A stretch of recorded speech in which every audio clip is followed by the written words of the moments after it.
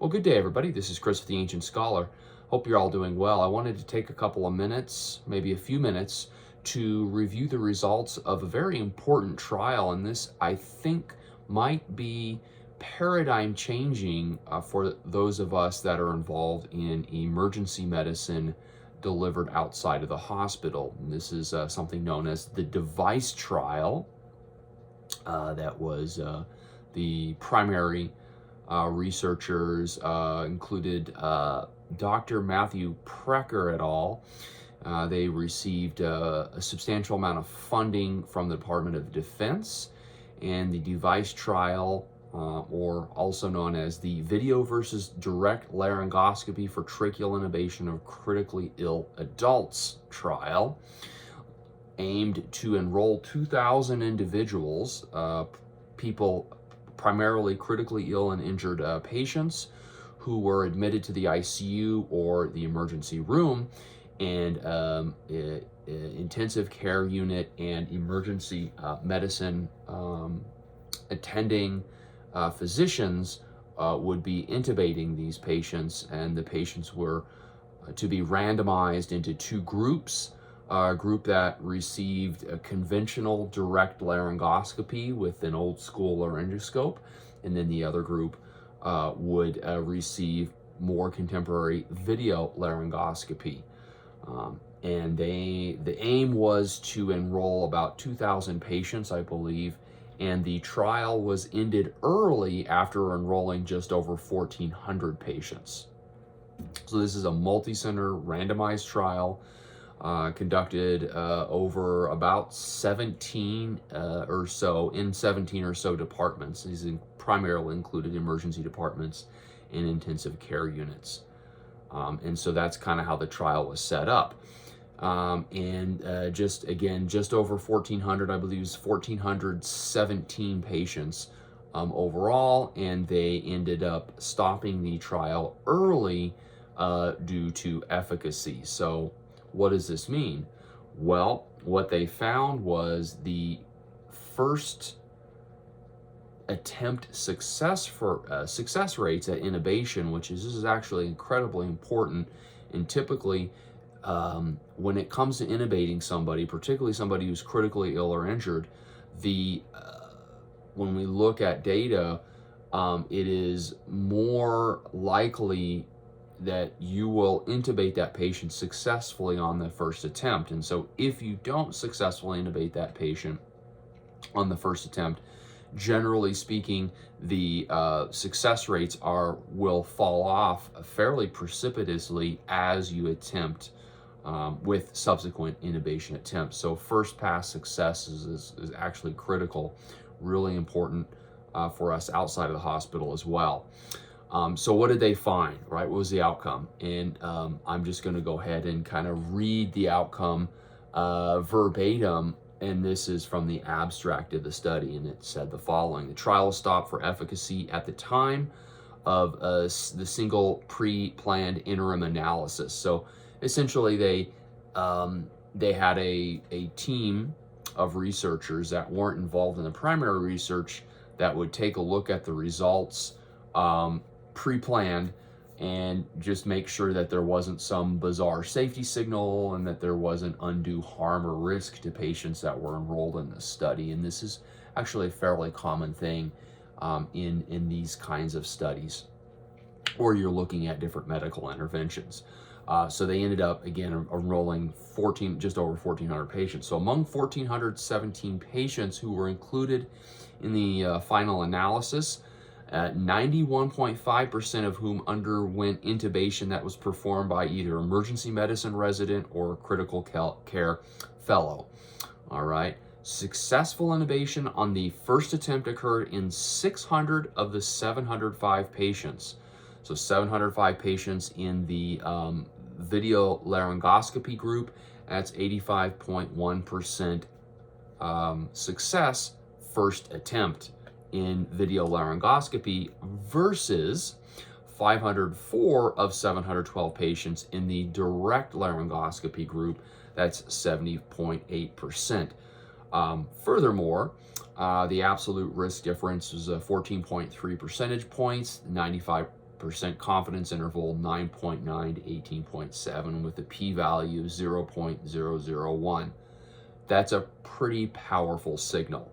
About 151 patients, about 21, just over 21% of patients in the video laryngoscopy group had some adverse event, and almost 21%, 149 patients had an adverse event in the direct laryngoscopy group. So as far as adverse events, were pretty similar between both groups, and pretty high, right around 21%, which is absolutely understandable given the critical nature of these patients. Let's see here. There were similar safety outcomes in both groups, including things like esophageal intubation, injury to teeth, aspiration.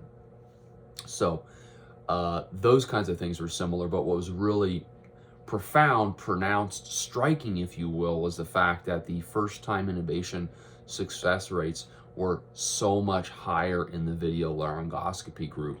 So the overall conclusion from this study was that among critically ill adults undergoing tracheal intubation in an emergency department or intensive care unit, the use of video laryngoscopy resulted in higher incidence of successful intubation on the first attempt than the use of direct laryngoscopy. So that's that. How does that apply to us who are providing care outside of the hospital?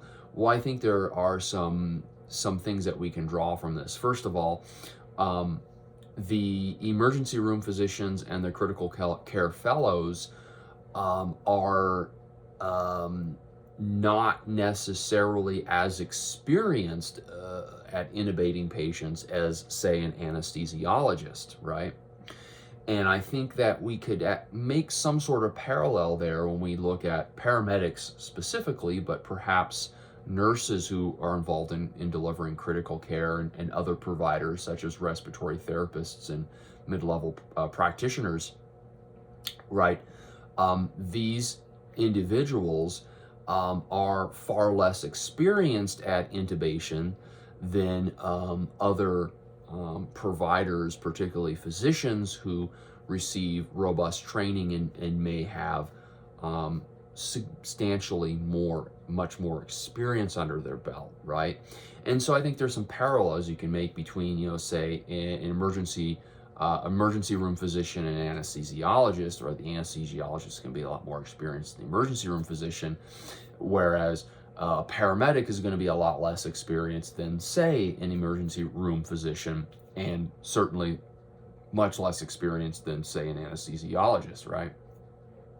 So we can draw some parallels, and we can say that paramedics are less experienced than many other providers who are performing endotracheal intubation, particularly when it comes to critically ill and injured patients.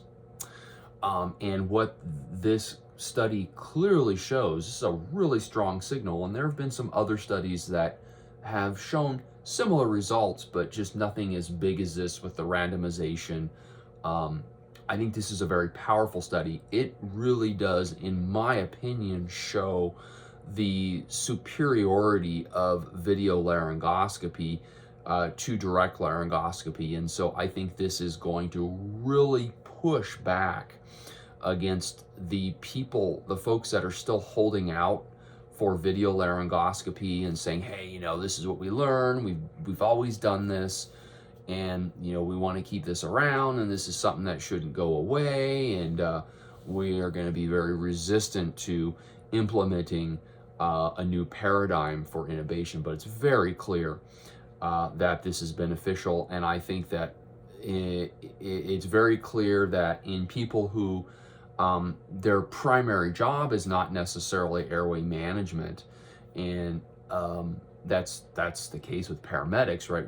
Obviously, we receive a lot of training in airway management in comparison to other allied health providers, maybe with the exception of respiratory therapists, although in my experience as both someone who's been through a respiratory therapy program and someone who's involved in paramedic education, I know that my paramedics receive a lot more hands-on experience than the respiratory therapists, as far as the amount of time that they're in the operating room and the actual number of patients that they are performing intubation on, but maybe not in the overall spectrum of airway and pulmonary medicine.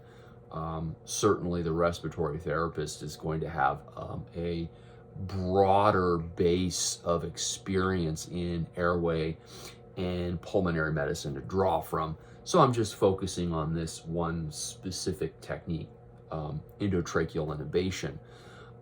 And this is critical for us because outside of the hospital, we're dealing with very unstable and dynamic situations. We're dealing with patients who are not ideal candidates necessarily for endotracheal intubation. That is to say that they most certainly are going to have abnormal physiology, abnormal anatomy. They're generally not fasted. So the importance of getting as high a first pass success rates as we possibly can is going to be, I think, critical to reducing the incidence of serious problems associated with a protracted intubation procedure, hypoxia, hemodynamic sequelae, and things of that nature. So all of this is to say that it's pretty clear in my mind that video laryngoscopy is superior to direct laryngoscopy, and I think that the emphasis moving forward when it comes to education, when it comes to clinical practice guidelines, I think the emphasis really should be on video laryngoscopy as the primary paradigm when it comes to endotracheal intubation in services that are using it, just like a lot of places use the bougie, right? When you are intubating somebody, right, your primary technique should be to have a bougie with every intubation. I think in that vein, it's going to be our primary paradigm for performing intubation should always involve a video laryngoscope, and then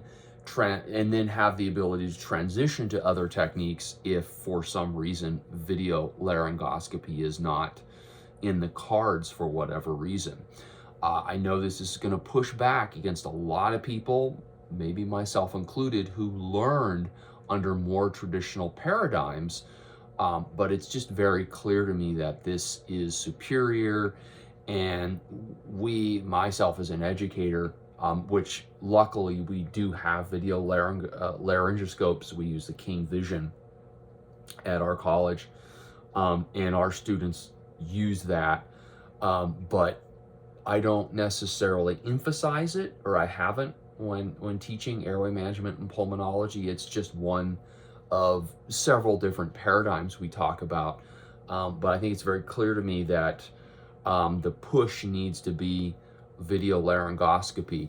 I know that up to this point, many of my students even have said that because video laryngoscopy is becoming more common in our hospitals, some of the paramedics that have actually intubated using these video laryngoscopy devices, like the glide scope, for example, feel that that particular intubation that they performed was an inferior experience. They felt like, though, that didn't really count because it's not the old school, harder to do one, so to speak, right? And I think that we as educators, we really need to combat that notion, and we really need to push this, because I think ultimately this is safer and more successful if we are going to have people that have far less airway experience performing endotracheal intubation, particularly in the uncontrolled settings where paramedics may find themselves working with it. So that's my opinion, for whatever you think it may be worth. But I wanted to talk a little bit about this trial because I think it is so incredibly compelling. Okay, thank you all so much, and we'll see you in the next video.